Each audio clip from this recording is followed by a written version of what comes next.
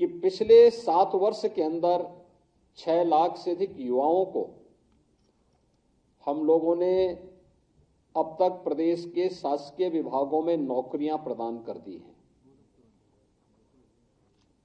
नियुक्ति की प्रक्रिया सभी आयोग और बोर्डों के माध्यम से निरंतर जारी है। एक तरफ सरकारी विभागों में पूरी शुचिता और पारदर्शिता पूर्ण तरीके से नियुक्ति की प्रक्रिया को संपन्न किया जा रहा है, वहीं प्रदेश के अंदर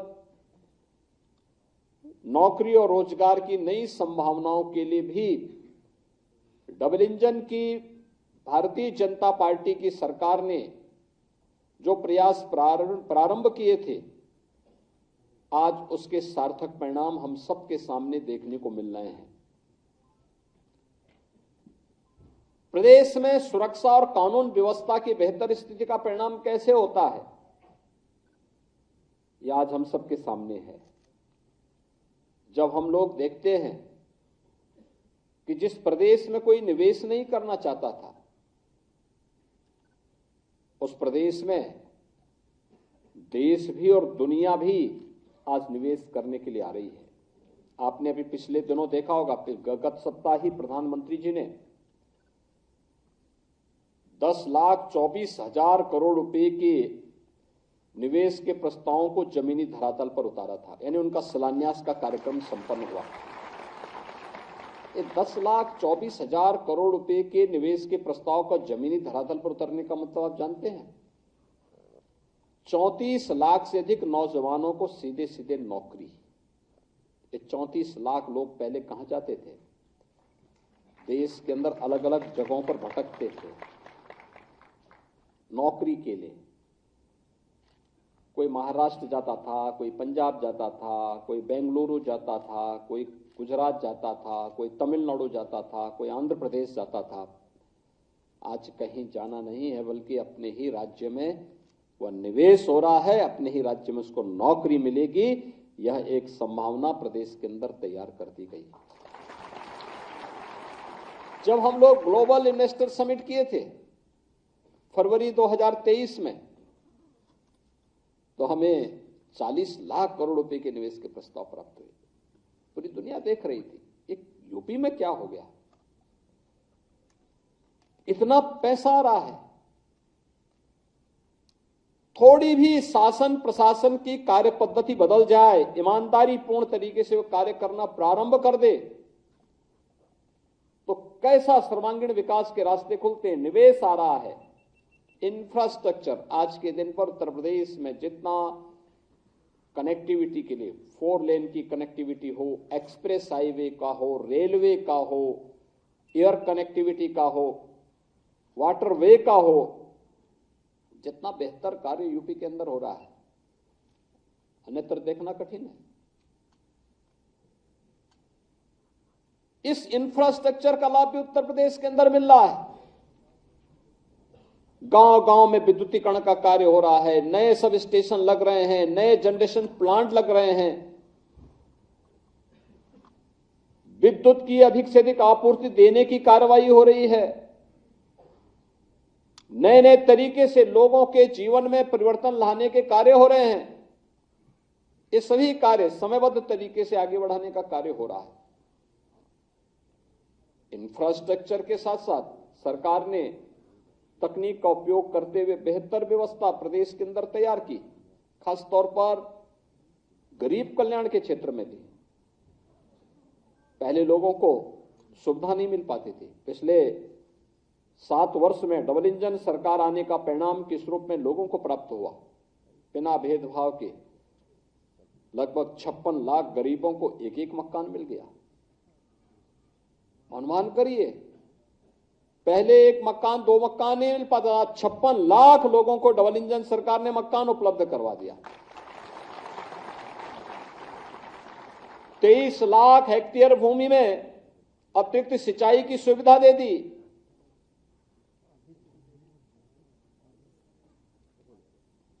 एक 1,21,000 गांव, जहां पे आजादी के बाद क्या, आजादी के पहले या आजादी के बाद कभी बिजली नहीं पहुंची थी, उन गांव में बिजली पहुंचा दी और 1,58,00,000 परिवारों को बिजली के फ्री के कनेक्शन भी उपलब्ध करवा दिए गए।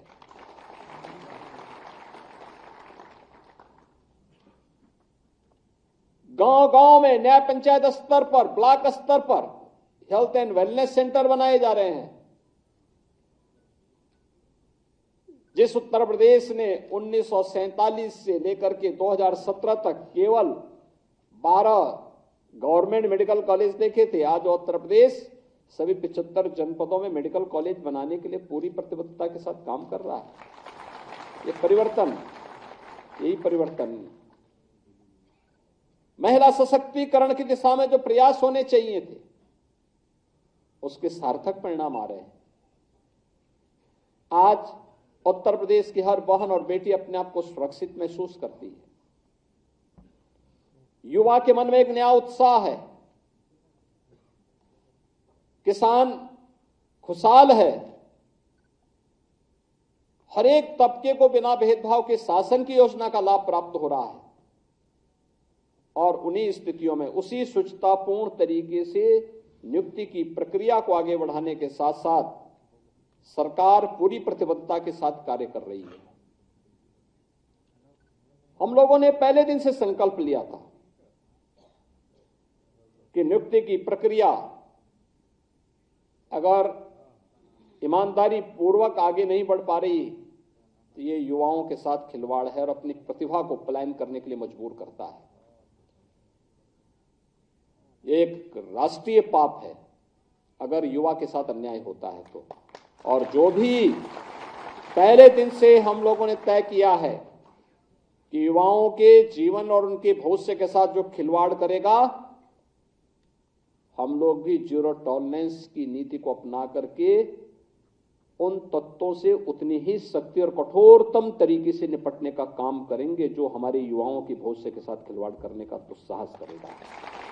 और सरकार ने जो कार्रवाई प्रारंभ की है, प्रारंभ में भी की थी, अब फिर एक बार और कार्रवाई हम लोग करने जा रहे हैं ऐसे लोगों को खिलाफ।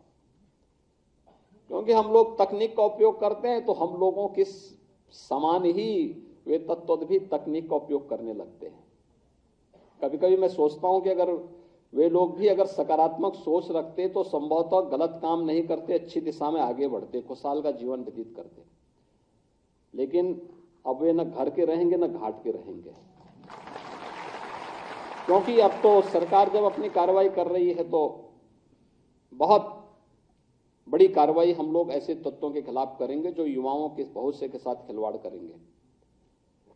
और कार्रवाई भी ऐसी होगी, क्योंकि हम लोग जब कार्रवाई करते हैं तो उसको एक ऐसा प्रस्तुत करते हैं वो नजीर बन जाए, नजीर बनवाएंगे, दोषियों को के सामने एक उदाहरण प्रस्तुत करवाएंगे। आज मुझे प्रसन्नता है कि सचिवालय जो प्रशासनिक सुधार विभाग के निरीक्षक में 9 लोगों को, आयुष विभाग में आयुर्वेद के हमारे चिकित्सा अधिकारी के रूप में 360 चिकित्सकों को,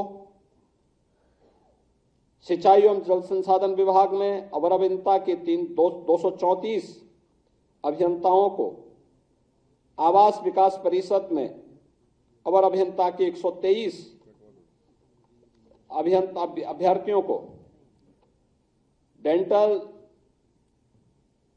चिकित्सक के रूप में 141 चिकित्सा और स्वास्थ्य विभाग में, गृह विभाग में 42 अभियोजन सहायक अभियोजन अधिकारी और उत्तर प्रदेश पावर कॉरपोरेशन में टेक्नीशियन इलेक्ट्रिकल के रूप में 852 पदों पर चयन की जो प्रक्रिया संपन्न हुई है, उन्हें ये नियुक्ति पत्र आज यहां पे वितरित हो रहे हैं। यह आपके जीवन में एक उदाहरण है। आपने देखा होगा फॉर्म भरने से लेकर के परीक्षा की पूरी प्रणाली तक और नियुक्ति पत्र प्राप्त होने के उपरांत अब आपको नियुक्ति पत्र वितरण के साथ आप जब अपने तैनाती वाले स्थल पर जाएंगे, कहीं भी आपको सिफारिश की नौबत नहीं आई होगी। और सरकार की मंशा भी है कि कहीं भी कोई सिफारिश की आवश्यकता न पड़े, व्यक्ति कार्य करे, ईमानदारी पूर्वक अपनी जिम्मेदारियों का निर्वहन करे और फिर रिजल्ट पर फोकस करें। शासन की जो मंशा है वह प्रदेश और देश का विकास है। शासन की मंशा है गरीबों के प्रति हम जितने संवेदनशील हों उतनी ही जवाबदेही और जिम्मेदारी के साथ हम अपने कर्तव्यों के साथ का निर्वहन करते हुए राज्य को प्रधानमंत्री जी के संकल्पों के अनुरूप विकसित भारत की परिकल्पना को साकार करने के लिए एक विकसित उत्तर प्रदेश बनाने की दिशा में हम सबको प्रयास करना होगा। और यही सरकार आपसे अपेक्षा रखती है कि जब बिना भेदभाव के नियुक्ति आपको प्राप्त हो रही है, बिना किसी सिफारिश के आपको इस सारी प्रक्रिया के साथ गुजरते हुए आज नियुक्ति पत्र प्राप्त हो रहा है, तो इसी लगन और ईमानदारी के साथ आप भी परिणाम देकर के राज्य के विकास में सहभागी बने। विकसित भारत की परिकल्पना को साकार करने के लिए विकसित उत्तर प्रदेश बनाना पड़ेगा।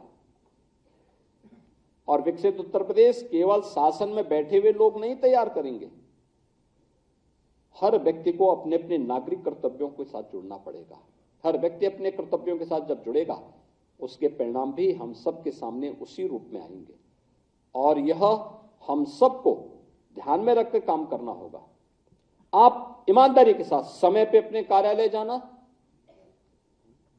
पूरे समय तक वहां रह करके जिम्मेदारियों का निर्वहन करना, फाइल कोई डंप नहीं पड़ी रहनी चाहिए। अगर आप प्रतिदिन के कार्य को समय पूर्व उसको वहां पे संपन्न करके आगे बढ़ेंगे तो आपके पास जानकारी, विभागीय जानकारी भी होगी, आपका उससे विभागीय जानकारी से नॉलेज भी होगा, अलग अलग क्षेत्र में जाने के बारे में वहां की जानकारियां भी मिलेंगी और साथ साथ अपने कार्य से संतुष्टि भी होगी। अक्सर होता है जब व्यक्ति के पास कार्य लगातार ढेर जमता है और समय पे उसका निस्तारण नहीं कर पाता है तो वही बाद में फिर उसको ये बना देता है कि साहब कैसे करो, फिर वह धीरे धीरे करके ट्रैक से उतर जाता है और फिर वहीं से जिस एक व्यक्ति को अपने कैरियर में 30-35 वर्ष तक अपनी सेवाएं देनी है और एक बहुत अच्छे कैरियर के साथ जो व्यक्ति आगे बढ़ सकता है और समय ही उस व्यक्ति को सर्विस से बाहर होना पड़ता है। सरकार की अनुशासनात्मक कार्रवाई का सामना करने के लिए उसको मजबूर होना पड़ता है, फिर नौकरी से हाथ धोना पड़ता है। आज आपको नियुक्ति पत्र प्राप्त हो रहा है, आप अपने माता पिता, अपने अभिभावकों और अपने परिवार के, अपने उन सभी मित्रों और शुभचिंतकों की भावनाओं के अनुरूप आज आप नियुक्ति पत्र प्राप्त कर रहे हैं। आपकी भी मिशन यही होना चाहिए कि अब मुझे नियुक्ति पत्र प्राप्त हो गया है, आपने एक पड़ाव पूरा किया। यह मंजिल नहीं है आपकी, ये तो एक पड़ाव पूरा किया, जीवन का एक पड़ाव। आपका लक्ष्य था कि मैं अच्छी पढ़ाई करने के बाद एक पद पर जाऊं, मुझे पैर रखने की एक जगह मिले और वहां पर अब आपको सर्वश्रेष्ठ प्रदर्शन करने के लिए अपने आप को तैयार करना। जितना अच्छा आप मेहनत कर सकते हैं, जितना परिश्रम कर सकते हैं, और ये पहले 10 वर्ष के अंदर आप याद करना, पहले 10 वर्ष के अंदर जितनी मेहनत आप कर पाएंगे उस विभाग की हर अच्छाई के बारे में, उसके प्रदर्शन के बारे में और उसके भविष्य के एक रोड मैप को भी प्रस्तुत करने का आपके पास एक खाका आपके सामने होगा। और जब भी इस विभाग में उच्चतम पदों की ओर आप जाएंगे तो आपको अपने बॉस के सामने या विभाग के सामने कभी भी आपको फिर अपने को कमजोर साबित करने की स्थिति नहीं आएगी। कमजोर नहीं पाएंगे आप अपने आप को, क्योंकि आप तो अपडेट हैं इन सब कार्यों के प्रति। और मुझे लगता है कि वह पहले दिन से आपको करना पड़ेगा, जवाबदेही के साथ, पूरी ईमानदारी पूर्वक अपने कर्तव्यों के निर्वहन के साथ आप आगे बढ़ेंगे। अलग अलग फील्ड से जुड़े हुए आप लोग हैं, कोई डॉक्टर है, कोई आयुष का डॉक्टर है, कोई अभियंता है, कोई टेक्नीशियन के रूप में काम कर रहा है, कोई किसी अन्य फील्ड में काम कर रहा है, किसी को सचिवालय प्रशासन में अपनी जिम्मेदारियों का निर्वहन करना है। अलग अलग दायित्व का निर्वहन करने के लिए आपको सभी को मिलकर के इस अभियान के साथ आगे बढ़ना ही पड़ेगा। और मुझे लगता है कि यह आपके जीवन में आत्मिक संतुष्टि का कारण भी बनेगा और आपको आगे बढ़ाने में एक निर्णायक भूमिका का निर्वहन भी करेगा। आज के इस अवसर पर मैं एक बार फिर से, जो पिछले हम लोगों ने अलग अलग समय में इस प्रकार के नियुक्ति पत्र के वितरण के कार्यक्रम किए, मुझे प्रसन्नता है कि हम लोगों ने यहाँ पे जल संसाधन विभाग के ही 1438 अभियंताओं को, नियुक्त जूनियर इंजीनियर को हम लोगों ने यहाँ पे उत्तर प्रदेश लोक सेवा के द्वारा चयनित थे, उनको भी नियुक्ति पत्र यहीं पे जारी किया। प्रवक्ता और सहायक अध्यापक के माध्यमिक शिक्षा के थे 436 को, इनको 2021 में हम लोगों ने नियुक्ति पत्र प्रदान किया। 271 खंड शिक्षा अधिकारियों को भी हम लोगों ने यहाँ पर नियुक्ति